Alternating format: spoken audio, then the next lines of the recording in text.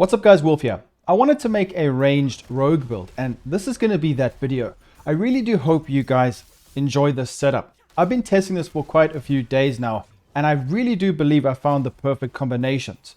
I wanted to talk about penetrating shot and how ridiculously strong this is when paired up with a certain aspect. When you put this aspect on, now initially you would use penetrating shot and it wouldn't feel that strong. When you put this aspect on, it's actually quite incredible how much damage this one skill can do to individual enemies like bosses, but it can also explode and AoE damage multiple mobs at once and kill waves of enemies upwards of Nightmare Dungeon tier 28, considering I'm only level 68, 69, is quite phenomenal. And I really do hope you guys give this rogue setup a try. There's quite a bit to go through, so hopefully you do enjoy it. If you do enjoy this video, make sure to leave a like, subscribe. Let's get into it. So moving from twisting blades to this penetrating shot setup, I wasn't too sure if this would work, and this setup is stronger than twisting blades. Now obviously it's not going to clear waves of mobs as fast, but it can through a slight min-maxing, and I'm still yet to get perfect pieces, but once I do I will let you guys know. But I found myself being able to do way higher tier nightmare dungeons when using this build because you can play at longer ranges. You can also play up close if you would like to and still blow up mobs all around you. But I feel like the best use of a setup like this is ranged. That's why I'm going to be using a bow, and that's why we're going to go for marksman skills. Because we can actually kite enemies and they can't even get near us, and we can clear out mobs of enemies with ease, even bosses or very difficult elites. So a lot of the times, especially with resistances being broken in this game, rogues are very squishy, and when you try and push, which you would need to do using a close range twisting blades build, you would need to get up close to the enemies, therefore making it a lot more difficult to push higher content or more difficult content. This makes it a lot easier. So if you guys are struggling to do higher content and you just want to try and level up quicker, this is going to be the best build for you. Honestly, give this a try. This is going to be really good for you. So the way that this setup works is we're going to be making use, I want to get this out the way first, of long range damage or damage to distant enemies.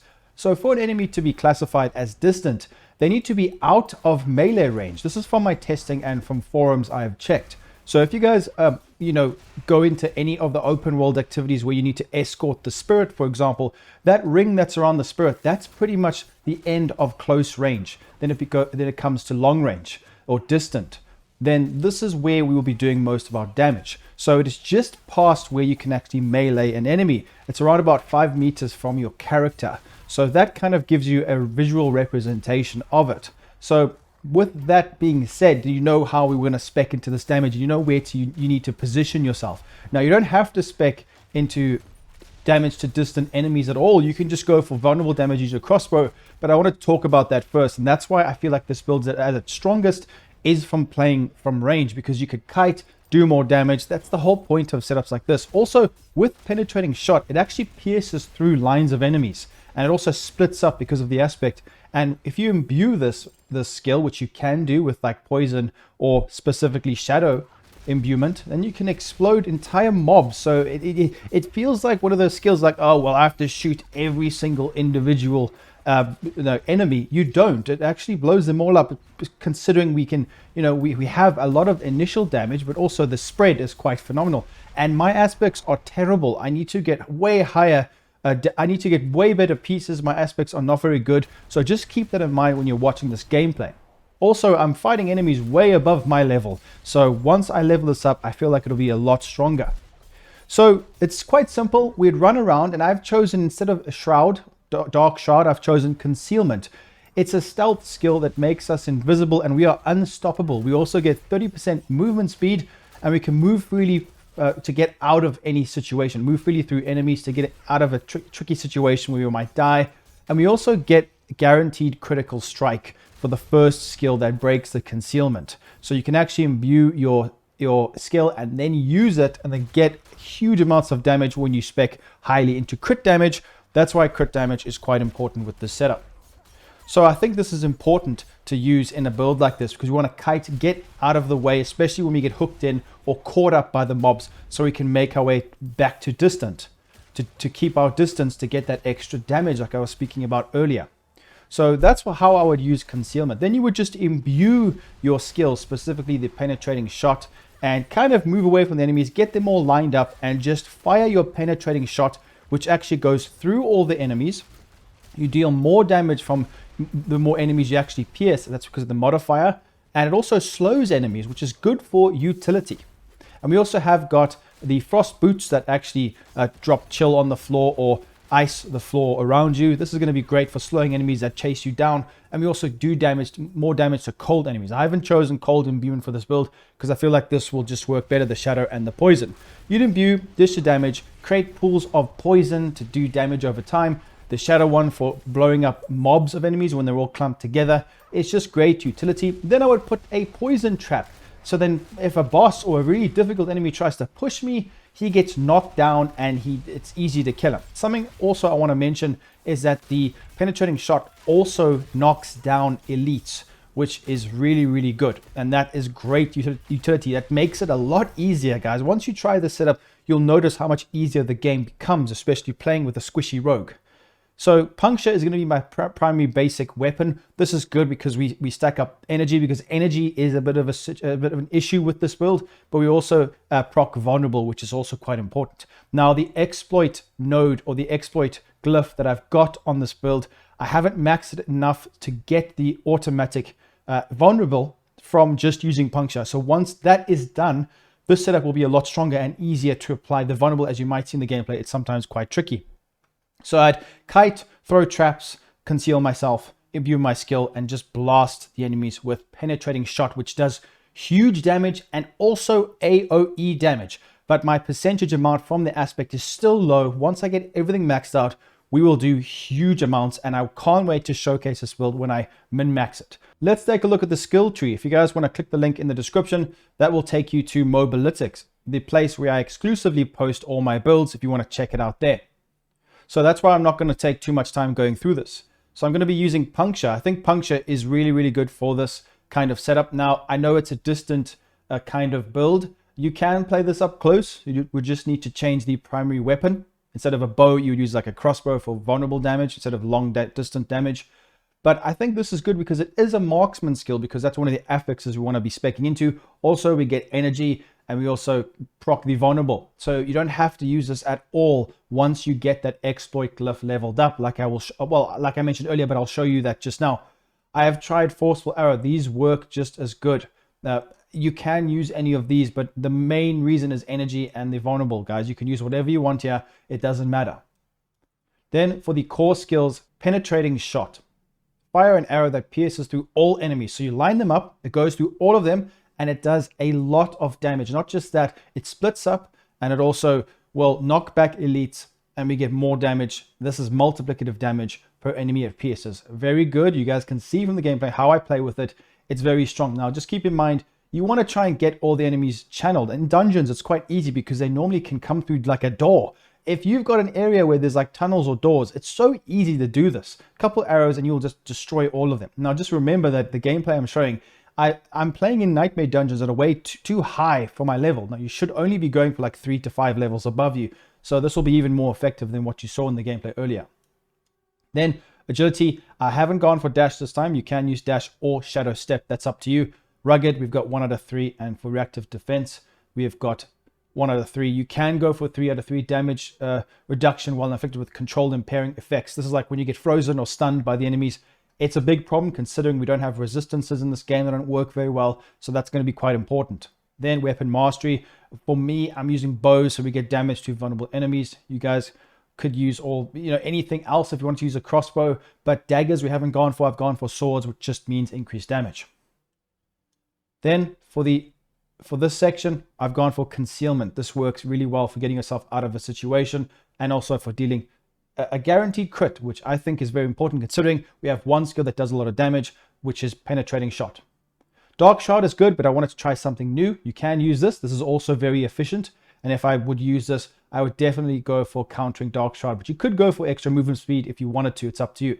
The poison trap is great for utility and also just to knock down enemies and to keep them from pushing you, especially the elites. I really do recommend it. I've gone for countering poison trap. Then shadow imbuement. This is great for AoE damage. You don't have to go 5 out of 5. You can, or even more, you can go for 1 out of 5. It doesn't scale too well when you go further up the ladder with the skill. I would definitely, though, go for as many poison imbuements as you can. I can go for more here, as you can see, but I've chosen to just go for this many. If I took one there, I could actually increase it, but you don't have to do that. It really just depends on, if you wanted to use one or the other. Just always adapt the build to suit your own place. I'll never just copy it, but like I said, just go for 1 out of 5 here, and then 5 out of 5, or less or more. It's really dependent on you, but the poisoning is really nice. It does a lot of AoE damage, especially considering we have spec'd into a certain aspect that creates a pool of poisoning that makes this infinite. So we can really make use of this, especially against single targets or bosses. This is more for AoE damage, for blowing up the mobs. 1 out of 3 for both of these here as well. Then as you can see, we've got 3 out of 3 here. They do less damage. This is going to be really important for the mobs, or not just the mobs, but the bosses and elites are difficult enemies, because they're going to be poisoned most of the time. Then we do more damage, poisoning damage there. Then imbued skills gain 9% increased critical strike chance, quite important there. Then innovation, 3 out of 3. This one's 1 out of 3 here. So for adrenaline rush, I've got 3 out of 3. While moving, you gain a 15% increased energy regeneration. This just helps to stack it up. Depends how you're going to be playing though. Haste, 2 out of 3, then 1 out of 3 for this one. Then we've gone for precision. Let's take a look at the board. It is here for you guys to come and look at. That's why I'm not going to talk about it too much. Make sure to put the chip glyph in here. I really do recommend this. Now you can switch these around if you want. It depends if you've got the requirements and how far leveled your glyphs are. This requires dexterity, physical damage, which is our core skill and our basic skill. This is really, really good, and we get increased physical damage, so I recommend it. It is actually quite strong. I've delved into the rare nodes here for more armor and dexterity. Life and armor is very important for rogue because they're quite squishy, so I recommend you guys touch up on these life nodes as well. Moved over to the left hand side, touched up here on the right, then we went up and attached this board. You don't have to do it the way I've done it, but I recommend trying this for the marksman skills. Even though I haven't actually spec'd into the legendary node, I know it's quite surprising. You can, but then you would need to use a cutthroat skill. So that's something you guys can do, but I didn't want to have to alternate like that. It's not really how the build is designed to work.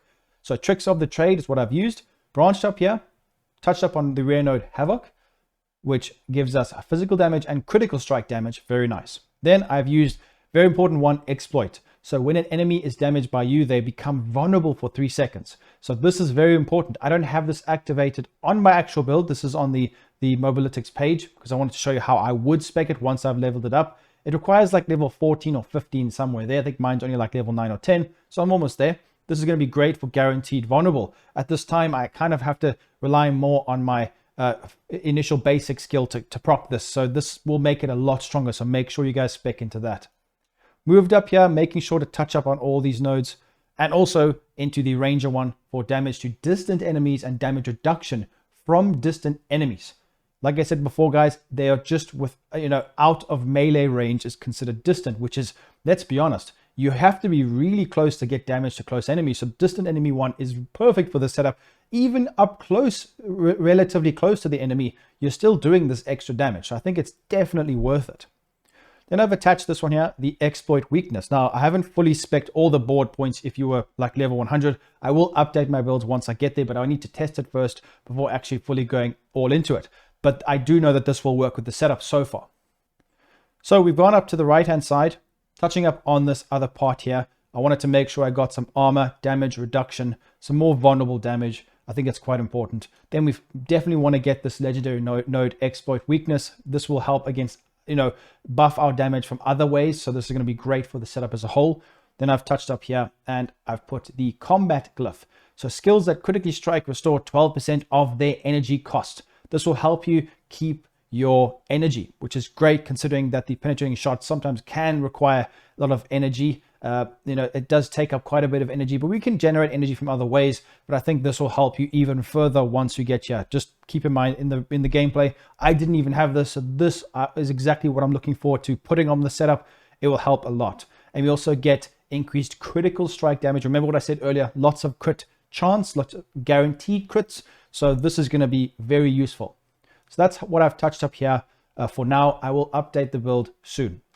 The specialization I've gone for is inner sight. You can use any of the other ones, but for me, I like to be able to constantly and consistently spam my core skill penetrating shot when this is active, and this will be active very often. Therefore, I could really put out a lot of damage and a lot of DPS. So I recommend trying this, but the other ones are definitely viable. Let's take a look at the gear. So the affixes I would go for, primarily speaking, I think I would start off with trying to get damage reduction. So that's going to help you, being a squishy rogue, to survive a lot. So total armor, damage reduction from distant, close, or just plain damage reduction is going to be great. Health on kill or life on kill is clutch for rogue. Make sure you try and get that. Healing received, maximum life. That will be a game changer for you if you guys are struggling to survive. Then the damage ones, quite simple. Because these skills are physical damage, I recommend you guys spec into physical damage, imbued skill damage, crit chance, crit damage, intelligence, which is skill damage. All stats is also good. Ranks of your skills that you are using, that's going to be great. But I think crit damage and crit chance is very, very important. Then core skill damage for your weapon, damage to enemies affected by traps. You can go for vulnerable damage. Anything like that will be good. Damage to distant enemies is great for this kind of setup, but if you want to play closer, obviously you would just go for other ways like vulnerable damage or damage to close enemies. It really just depends on you. Then critical strike damage with imbued skills is also strong, but just normal critical strike damage will probably be better because you're not going to always have imbued skills, but most of the time we will, so I guess it doesn't really matter. Then cold damage would be if you wanted to use the cold one, so I don't really recommend that for this. I need to re-roll this. Poison damage is great. Resource generation to get your energy back is quite nice. Trap skill damage isn't the most important, but energy cost reduction is also very, very nice. Any of those affixes are good. It also depends on your playstyle. So looking at the gear or the aspects, you don't have to use Penitent Greaves, but this gives us a lot of utility to slow down enemies that are chasing us because we want to keep our distance. We'd also use traps to do this, so you don't have to go for these guys. You could go for many other aspects. It's up to you. Any kind of movement speed or dropping stun grenades. It really just depends on how you want to be playing. So for here, I've got the Protector. This gives us a barrier. You guys know how this works by now. Also, the Disobedience Tunic. This gives me armor. Very nice for survivability. The gloves. This is very important. Critical strikes with poison imbued skills up to a 10% chance to create a toxic pool that deals damage. This poisoning, it's actually poisoning damage over time, so it's a lot more than you think. Over 3 seconds to enemies within it. While standing in the pool, our poison imbuement skill has no cooldown and no charge limit. I tend to try and spam this. Now, I tried to showcase this in the gameplay, but a lot of times I forgot. But this gives you a lot of utility and damage when you're fighting bosses or elites. So make sure you guys try this. It is so, so good.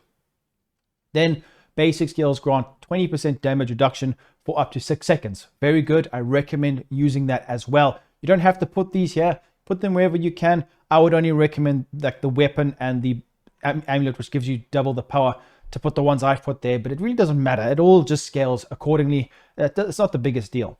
Then Penitent Greaves. This is great for utility. You don't have to use these. It's up to you. And also just keep in mind that we also get we deal damage to chilled enemies as well. So we get extra damage from these boots. So they are really, really good. Then I'm using an ancestral bow. So the bow is great because we get damage to distant enemies. Like I said before, it's out of melee range, which is actually pretty close still. So I've put skills deal up to 40% increased damage based on our resource, which is energy. And we can generate it pretty efficiently. So we're going to be getting a lot of damage from this, and we get it stronger because it's on our weapon. You guys can use, if you want, a bow which has vulnerable damage. This will work just as well. But think about that. 21% vulnerable damage as opposed to 52% damage to distant enemies, which is, yes, it's situational for the range, but we can make sure we're at the range, whereas vulnerable isn't always guaranteed. So I think this is definitely better. And the attacks per second is better than the crossbow. Yes, guys, it is. So try the bow. I prefer it. I feel like it's a lot better. Then I have put emeralds, critical strike damage to vulnerable enemies. It's up to you what you go for there. Rubies on the gear pieces for extra health, more maximum life. Then on the other weapons, I've got this one here, the Bone Blade of Corruption. So your imbuement skills effects have increased potency against vulnerable enemies. Great for our imbuments. I think it's very important to go for this.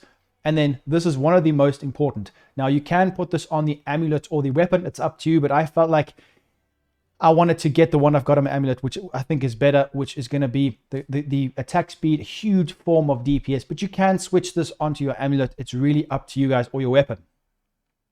Whenever penetrating shot damages an enemy, 2 additional arrows split off to either side.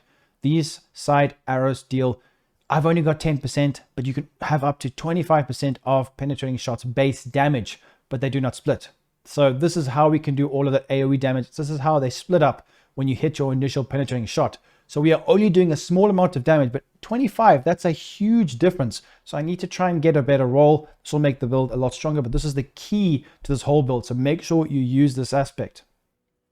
Then I've got this simple one here, guys, the Umbral to restore our primary resource. Also here for generating our energy. I would use this. Honestly, I recommend it. Then this is such a good aspect to put on your amulet. Critical strikes with core skills increase your attack speed by up to 38% for 5 seconds. Huge form of DPS, so we can spam, especially with inner sight procced, the specialization, we can absolutely destroy. So I recommend going for this as a huge form of damage, or damage per second. It's up to you though, you can switch these around, depending on how you want to be playing.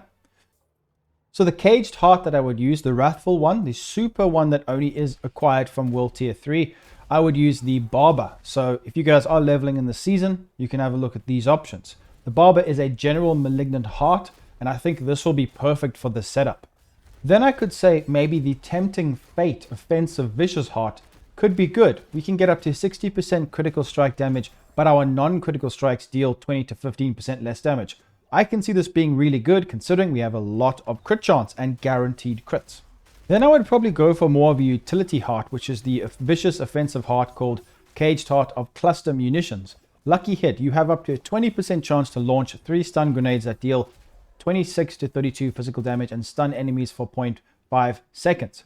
I really love stun when using rogue. It gives you so much utility, but to be honest, there are other hearts that you could use. It's all dependent on your playstyle and kind of what you want to go for. If you guys want to see exactly what hearts I've chosen, check the link for the build down below from Mobalytics. You can go have a look there. So that's the build, guys. Let me know what you think in the comments down below. I love the setup. It's a lot better than I thought it would be. It's really, really powerful. So make sure to leave a like, subscribe, and I'll see you in the next video. Peace out, guys.